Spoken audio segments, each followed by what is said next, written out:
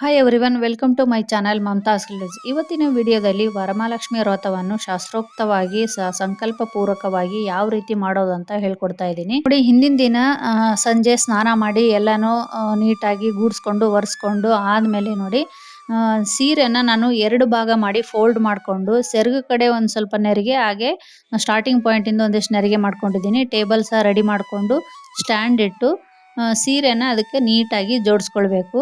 ಸ್ಟ್ಯಾಂಡಿಗೆಲ್ಲಾನು ನೆರಿಗೆ ಏನಿರುತ್ತಲ್ವ ನೀಟಾಗಿ ಹರಡ್ಕೊಳ್ಬೇಕು. ಎಲ್ಲಾನು ನೀಟಾಗಿ ಹರಡ್ಕೊಂಡ್ಮೇಲೆ ಒಂದು ಬಿಂದಿಗೆ ನೋಡಿ, ಇದರಲ್ಲಿ ನಾನು ಅಕ್ಕಿ ಹಾಕಿದ್ದೀನಿ, ಹಾಗೆ ಅದಕ್ಕೊಂದು ಕೋಲ್ ಕಟ್ಕೊಂಡಿದ್ದೀನಿ. ಟೈಟಾಗಿ ಕಟ್ಕೋಬೇಕು, ಕೋಲು ಅಳ್ಗಾಡಬಾರ್ದು, ಯಾಕಂದರೆ ನಾವು ಸೆರಗು ಅದ್ರ ಮೇಲೆ ಎಲ್ಲ ಹಾಕ್ತೀವಲ್ವ. ನೋಡಿ ಈ ಸೈಡಿಂದ ಒಂದು ಮಾಡ್ಕೊಂಡಿದ್ದೀನಿ, ಆ ಕಡೆ ಸೈಡಿಂದ 2 ಸೆರಿಗೆ ನಾನು ಆಪೋಸಿಟ್ ಥರ ಉಡಿಸ್ತೀನಿ. ನಿಮಗೆ ಗೊತ್ತಾಗುತ್ತೆ ನೋಡಿ, ಸೆರಗು ಹಾಕಿದ್ಮೇಲೆ ನಿಮಗೆ ಗೊತ್ತಾಗುತ್ತೆ.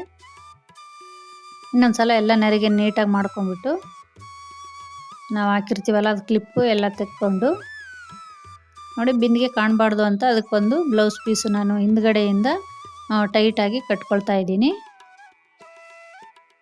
ನೋಡಿ. ಫಸ್ಟು ಸೆರಗು ಕಡೆಯಿಂದ ನಾವೇನು ನೆರಿಗೆ ಮಾಡ್ಕೊಂಡಿರ್ತೀವಲ್ವ ಈ ಕಡೆಯಿಂದ ತಗೊಂಡು ಕೋಲ್ ಮೇಲ್ಗಡೆಯಿಂದ ಈ ಸೈಡ್ ಹಾಕ್ಕೊಳ್ಬೇಕು.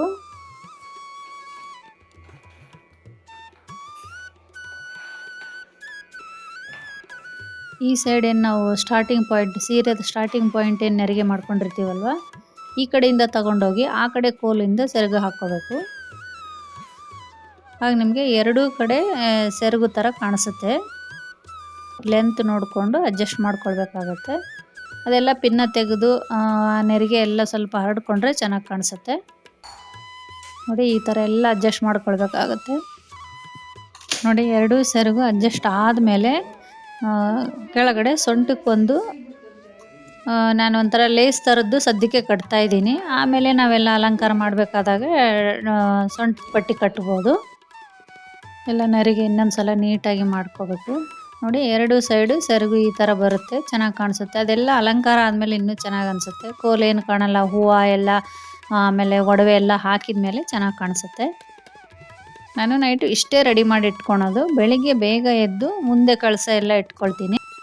ಈಗ ನೋಡಿ, ಬೆಳಿಗ್ಗೆ ಬೇಗ ಎದ್ದು ಎಲ್ಲನೂ ನಾನು ರೆಡಿ ಮಾಡ್ಕೊಂಡಿದ್ದೀನಿ. ಅಮ್ಮನವ್ರನ್ನೂ ಎಲ್ಲನೂ ಒಡವೆ ಹೂವು ಎಲ್ಲ ಹಾಕಿ ಈಗ ಗಣಪತಿನ ಪ್ರತಿಷ್ಠಾಪನೆ ಮಾಡಿ ಗಣಪತಿನ ಆಹ್ವಾನ ಮಾಡ್ಕೊಳ್ಬೇಕು. ಅದಕ್ಕಿಂತ ಮುಂಚೆ ನಾವು ಗಂಗೆ ಪೂಜೆ ಮಾಡಬೇಕಾಗತ್ತೆ. ಗಂಗೆನ ಆಹ್ವಾನ ಮಾಡ್ಕೋಬೇಕು. ಗಂಗೆಗೆ ನೋಡಿ ಕುಂಕುಮಂ ಸಮರ್ಪಯಾಮಿ, ಅರ್ಶಿಣಂ ಸಮರ್ಪಯಾಮಿ ಅಂತ ಹೇಳಿ ಒಂದು ಹೂವು ಹಾಕಿ ಬಲಗೈ ಮೇಲೆ ಎಡಗೈ ಇಟ್ಟು ಗಂಗೆ ಚಯಮುನೆ ಚೈವ ಗೋದಾವರಿ ಸರಸ್ವತಿ ನರ್ಮದಾ ಸಿಂಧು ಕಾವೇರಿ ಜಲಸ್ಮಿನ್ ಸನ್ನಿಧಿಂ ಕುರು. ಈಗ ನೋಡಿ ಗಣೇಶನ ಆಹ್ವಾನ ಮಾಡ್ಕೊಳ್ಳೋಣ. ಪಾದಾಯ ಪಾದ್ಯಂ ಸಮರ್ಪಯಾಮಿ, ಹಸ್ತಾಯೋ ಆದ್ಯ ಸಮರ್ಪಯಾಮಿ, ಮುಖ್ಯ ಆಚನೆಯಂ ಸಮರ್ಪಯಾಮಿ ಎಂದು ಹೇಳಿ ಸ್ವಲ್ಪ ನೀರು ಪ್ರೋಕ್ಷೆ ಮಾಡಬೇಕು. ನಂತರ ಅದೇ ಹೂವಿನಿಂದ ಸ್ನಾನಂ ಸಮರ್ಪಯಾಮಿ, ಸ್ನಾನಾಂತರೇಣ ಪಂಚಾಮೃತ ಸ್ನಾನಂ ಸಮರ್ಪಯಾಮಿ, ಪಂಚಾಮೃತ ಸ್ನಾನಂ ನಂತರೇಣ ಶುದ್ಧೋದಕ ಸ್ನಾನಂ ಸಮರ್ಪಯಾಮಿ, ಸಕಲ ಪೂಜಾರ್ಥ ಅಕ್ಷತಾಂ ಸಮರ್ಪಯಾಮಿ ಅಂತ ಹೇಳಿ ಗಣೇಶನಿಗೆ ಕುಂಕುಮ ಸಮರ್ಪಯಾಮಿ, ಹರಿದ್ರಂ ಸಮರ್ಪಯಾಮಿ ಎಂದು ಹೇಳಿ ಧೂಪ ನೈವೇದ್ಯ ತೋರಿಸಬೇಕು. ಕಳಸದ ತೆಂಬಿಗೆ ನೋಡಿ ಕುಂಕುಮ, ಅರಿಶಿನ, ಗೋಡಂಬಿ, ಬಾದಾಮಿ, ದ್ರಾಕ್ಷಿ, ಜಾವದ್ ಪೌಡ್ರು, ಲಾವಂಚ ಬೇರು. ಲಾವಂಚ ಬೇರು ಯಾಕೆ ಹಾಕ್ತೀವಿ ಅಂದರೆ ಹಣಕಾಸಿನ ತೊಂದರೆ, ಸಾಲ ಬಾಧೆ ಇದ್ದರೆ ಎಲ್ಲ ನಿವಾರಣೆಯಾಗುತ್ತಂತೆ. ಹಾಗೆ ಬೆಳ್ಳಿ ನಾಣ್ಯ ಇವೆಲ್ಲ ಹಾಕಿ ಮೇಲೆ ವೀಳ್ಯದೆಲೆ, ತೆಂಗಿನಕಾಯಿ ಎಲ್ಲ ಇಟ್ಟು ನಾನೆಲ್ಲ ಜೋಡಿಸ್ಕೊಂಡ್ಬಿಟ್ಟಿದ್ದೀನಿ ಮುಂಚೆನೆ. ಓಂ ಮಹಾಲಕ್ಷ್ಮಿ ದೇವತಾಭ್ಯ ನಮಃ ಆಹ್ವಾನಂ ಸಮರ್ಪಯಾಮಿ, ಆಸನಂ ಸಮರ್ಪಯಾಮಿ ಎಂದು ಹೇಳಬೇಕು. ಅಂದರೆ ನಾನು ಮಾಡುವ ಪೂಜೆಯಲ್ಲಿ ಬಂದು ಕುಳಿತು ನಮ್ಮನ್ನು ಹರಸು ಎಂದು ಆ ವರಮಹಾಲಕ್ಷ್ಮಿಗೆ ಬೇಡಿಕೊಂಡು ಅಮ್ಮನವ್ರನ್ನ ಆಹ್ವಾನ ಮಾಡಬೇಕು. ಈಗ ನೋಡಿ ನಾವು ನೆಕ್ಸ್ಟು ಕಳಸಕ್ಕೆಲ್ಲ ಪೂಜೆ ಮಾಡ್ಕೊಳ್ಳೋಣ. ದೀಪಕ್ಕೆ, ಆಮೇಲೆ ತಾಂಬೂಲ, ಹೂವು, ನೈವೇದ್ಯಕ್ಕೆ ಎಲ್ಲನೂ ನಾನು ನೀರು ಆಗಲೇ ನಾವೇನು ಗಂಗೆನ ಆಹ್ವಾನ ಮಾಡ್ಕೊಂಡ್ವಲ್ಲ ಆ ನೀರನ್ನೆಲ್ಲ ಪ್ರೋಕ್ಷಣೆ ಮಾಡಬೇಕು ಫಸ್ಟಿಗೆ. ಆಮೇಲೆ ನಿಮ್ಗೆ ಹೇಳಿದಾಗೆ ನಾನು ಮುಂದೆ ಒಂದು ಕಳಸ ಕೂಡಿಸಿರ್ತೀನಿ. ತೆಂಬಿಗೆಯಲ್ಲಿ ಏನೇನು ಹಾಕಿದ್ನಿ ಅಂತ ಆಗಲೇ ಹೇಳಿದ್ನಲ್ವ ನೋಡಿ. ಎಲ್ಲ ದೀಪಕ್ಕೆ ಎಲ್ಲನೂ ಪೂಜೆ ಮಾಡ್ಕೊಳ್ಳಿ. ಅರಿಶಿಣ ಕುಂಕುಮ ಎಲ್ಲ ಹಚ್ಚಿಬಿಟ್ಟು ಇಲ್ಲದೇ ದೀಪ ನಾನು ಆಮೇಲೆ ಹಚ್ತೀನಿ, ಮುಂದೆ ಮಾತ್ರ ಹಚ್ಕೊಂಡಿದ್ದೀನಿ. ಇಲ್ಲೂ ಅಷ್ಟೇ ಅರಿಶಿಣ, ತೆಂಗಿನಕಾಯಿಗೆ ಅರಿಶಿಣ ಎಲ್ಲ ಹಚ್ಬಿಟ್ಟು ಕುಂಕುಮ ಎಲ್ಲ ಹಚ್ಬೇಕು. ಮೇಲೆ ನಾವೇನು ಅಲಂಕಾರಕ್ಕೆ ಒಂದು ಅಮ್ಮನವ್ರನ್ನ ಕೂಡಿಸಿರ್ತೀವಲ್ಲ ಅಲ್ಲಿ ಸಹ ಅರಿಶಿಣ, ಕುಂಕುಮ, ಅಕ್ಷತೆ ಎಲ್ಲನೂ ಹಾಕಿ ಆಮೇಲೆ ಮಡ್ಲಕ್ಕಿ ನೋಡಿ, ಮಡ್ಲಕ್ಕಿಯಲ್ಲಿ ಏನೇನು ಇಡಬೇಕಂತ ಸಹ ನಿಮಗೆಲ್ಲ ಗೊತ್ತೇ ಇದೆ. ನೋಡಿ ಮಡ್ಲಕ್ಕಿ ಈ ಥರ ತೋರಿಸ್ಬಿಟ್ಟು ಪಕ್ಕದಲ್ಲಿ ಇಟ್ಕೊಳ್ಬೇಕು.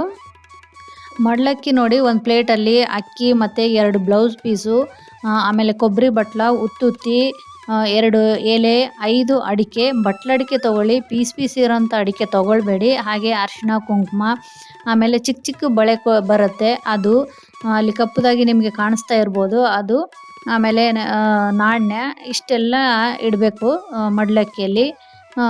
ಇದು ಸೆಟ್ ಸಹ ಸಿಗುತ್ತೆ ನಿಮಗೆ. ಗಂಧಿಗೆ ಅಂಗಡಿಯಲ್ಲಿ ಕೇಳಿದರೆ ಮಡ್ಲಕ್ಕಿ ತುಂಬೋ ಸೆಟ್ ಕೊಡಿ ಅಂದರೆ ಇದರಲ್ಲಿ ಎಲ್ಲನೂ ಒಟ್ಟಿಗೆ ಇರುತ್ತೆ. ನಾವೇನಂದರೆ ಹೂವು ಮತ್ತು ಎಲೆ, ಅಡಿಕೆ, ಆಮೇಲೆ ನಾವು ಇಟ್ಕೊಳ್ಬೇಕು ಬಳೆ, ಈ ಥರ ಎಲ್ಲನೂ ಇಷ್ಟಿರುತ್ತೆ ನೋಡಿ ಮಡ್ಲಕ್ಕಿ. ಯಾರಿಗೆಲ್ಲ ಗೊತ್ತಿಲ್ಲ ಅಂತಂದರೆ ಎಲ್ಲ ಡೀಟೇಲ್ ಆಗಿ ನಾನು ಹೇಳಿದ್ದೀನಿ.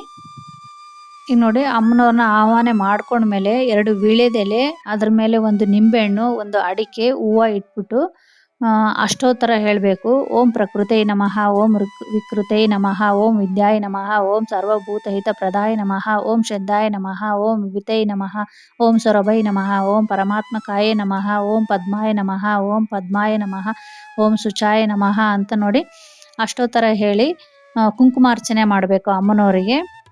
ಆ ಕುಂಕುಮನ ನೋಡಿ ನೀವು ಹಚ್ಕೊಂಡು ಮನೆಯೆಲ್ಲರಿಗೂ ಹಚ್ಕೊಳ್ಬೇಕು. ಡೈಲಿ ಅದನ್ನು ನೀವು ಒಂದು ಡಬ್ಬದಲ್ಲಿ ಅರಿಶಿಣ ಕುಂಕುಮ ಏನು ಹಚ್ಕೊಳ್ತೀರಲ್ಲ ಆ ಡಬ್ಬದಲ್ಲಿ ಹಾಕಿ ನೀವು ಎತ್ತಿಟ್ಕೊಳ್ಬೇಕು.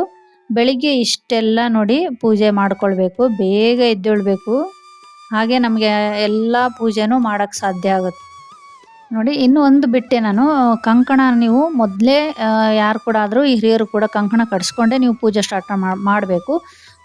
ಇಷ್ಟೆಲ್ಲ ಬೆಳಗ್ಗೆ ಕುಂಕುಮಾರ್ಚನೆ ಎಲ್ಲ ಮುಗಿಸಾದ್ಮೇಲೆ ಸಂಜೆ ನೋಡಿ ಮತ್ತೆ ಒಂದು ಆರತಿ ಮಾಡಬೇಕಾಗುತ್ತೆ. ತುಪ್ಪದ ಆರತಿ ಮಾಡಿ ನೀವು ಕಳಸ ಎಲ್ಲ ಮಾಡ್ತೀವಲ್ವ, ಕಳಸ ಎಲ್ಲ ಬೆಳಗಿ ಅಮ್ಮನವರಿಗೆ ಪೂಜೆ ಎಲ್ಲ ಮಾಡಿ ತಾಂಬೂಲ ಎಲ್ಲ ರೆಡಿ ಮಾಡಿ ಇಡಬೇಕು. ಯಾಕಂದರೆ ಮುತ್ತೈದೆಯರು ಬರೋಕ್ಕೆ ಸ್ಟಾರ್ಟ್ ಆಗ್ತಾರೆ. ನೀವು ಎಷ್ಟು ಮುತ್ತೈದೆಯರು ಬೇಕಾದರೂ ಕೊಡ್ಬೋದು. ಅದರಲ್ಲಿ ಏನು ಇಷ್ಟು ಅಷ್ಟು ಅಂತ ಏನೂ ಇಲ್ಲ. ಎಷ್ಟು ಜನ ಬರ್ತಾರೋ ಅಷ್ಟು ಜನಕ್ಕೆ ಕೊಟ್ರೂ ತುಂಬಾ ಒಳ್ಳೆಯದು. ಇಷ್ಟು ನೋಡಿ ಪೂಜೆ ಎಲ್ಲ ಆಗಿ ಮುತ್ತೈದೆಯರೆಲ್ಲ ಆದಮೇಲೆ ನೈಟು ಸ್ವಲ್ಪ ನೀವು ಈ ಥರ ಕೆಂಪು ಆರತಿ ಮಾಡಬೇಕು. ನಾನು ರಾತ್ರಿ ಎಲ್ಲ ಆದಮೇಲೆ ಮಾಡಿದ್ದೀನಿ, ವಿಡಿಯೋ ಮಾಡೋಕ್ಕಾಗಿಲ್ಲ ಅದು. ಕೆಂಪು ಆರತಿ ಮಾಡಿ ಹೂವು ಇಳಿಸ್ಬಿಟ್ಟು 3 ಸಲ ಸ್ವಲ್ಪ ಜರಿಸ್ಬಿಟ್ಟು ಇಟ್ಬಿಟ್ರೆ ಅಲ್ಲಿಗೆ ಪೂಜೆ ಅಮ್ಮನವ್ರನ್ನ ವಿಸರ್ಜನೆ ಮಾಡಿದ ಹಾಗೆ ಆಗುತ್ತೆ. ನೀವು ಬೆಳಿಗ್ಗೆ ಮತ್ತೆ ಸ್ವಲ್ಪ ನೈವೇದ್ಯ ಮಾಡಿ ಆರತಿ ಮಾಡಿ ಅಮ್ಮನವ್ರನ್ನ ನೀವು ಕದಲಿಸಿಬಿಡ್ಬೋದು.